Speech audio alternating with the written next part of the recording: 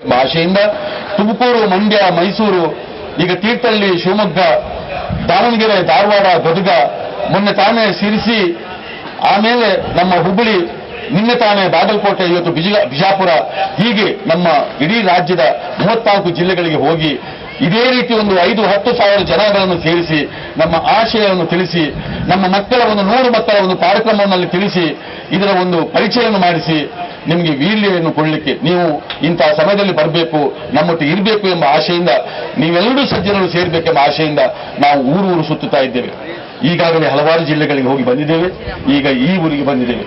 ನಿಮ್ಮಲ್ಲಿ ನಾನು ಬೇಡುವುದಿಷ್ಟೇ, ಈ ವಿಶ್ವ ನುಡಿಸಿರಿಯ ಬಗ್ಗೆ ತಿಳುವಳಿಕೆ ಇರಲಿ. ನಾಳೆ ಡಿಸೆಂಬರ್ 19, 20, 21, 22 ತಾರೀಕಿನ ದಿವಸ ನೀವುಗಳು ದೊಡ್ಡ ಪ್ರಮಾಣದ ಸಂಖ್ಯೆಯಲ್ಲಿ ಬಿಜಾಪುರದ ಜನ ಅಲ್ಲಿ ಬರಬೇಕು. ಪ್ರತಿ ಜಿಲ್ಲೆಗಳಿಂದ ಕನಿಷ್ಠ ಪಕ್ಷ 250ರಿಂದ 500 ಜನ ಬರಬೇಕು ಅಂತ ಆಶೆ. ಈ ದೃಷ್ಟಿಯಲ್ಲಿ ಬಿಜಾಪುರದ ನೀವುಗಳು ಕೂಡ ಆ ಸಮಯದಲ್ಲಿ ನಮ್ಮೊಟ್ಟಿಗೆ ಇರಬೇಕು ಅಂತ ನಮ್ಮ ಆಶೆ. ಇದಕ್ಕಾಗಿ ನಾವು ನಿಮ್ಮೆಲ್ಲರನ್ನು ಟಾರ್ಗೆಟ್ ಇಟ್ಟುಕೊಂಡು ಈಗ ಹೋಗ್ತಾ ಇದ್ದೇವೆ.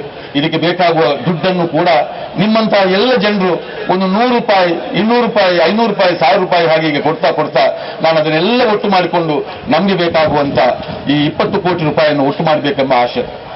ನಾನು ಅಖಿಲ ಭಾರತ ಸಾಹಿತ್ಯ ಸಮ್ಮೇಳನ ಮಾಡುವಾಗ ನಿಮಗೆ ಈ ಸಲ ಕೆಲವು ಕೋಟಿ ರೂಪಾಯಿ ಅದು ಬಂದದನ್ನು ನಾನು ಪೇಪರ್ನಲ್ಲಿ ಓದಿದ್ದೇನೆ. ನಮ್ಮ ಕಾಲದಲ್ಲಿ ನಾವು ಮಾಡುವಾಗ ನನಗೆ ಇಡೀ